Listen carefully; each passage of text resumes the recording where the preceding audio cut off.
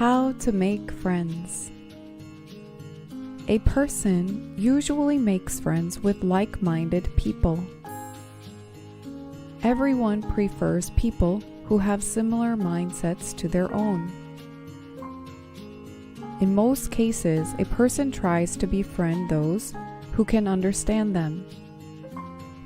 There are also many cases where a person makes friends with those who like them.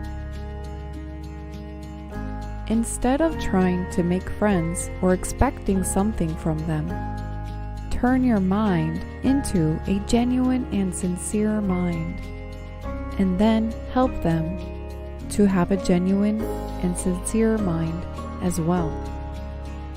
This is the way to find unwavering friends.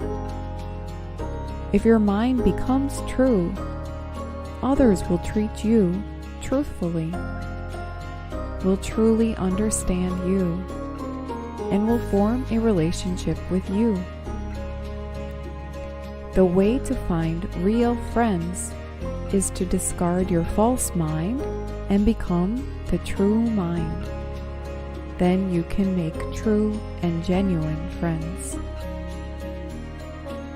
To learn more, email discoverthebestlife@gmail.com.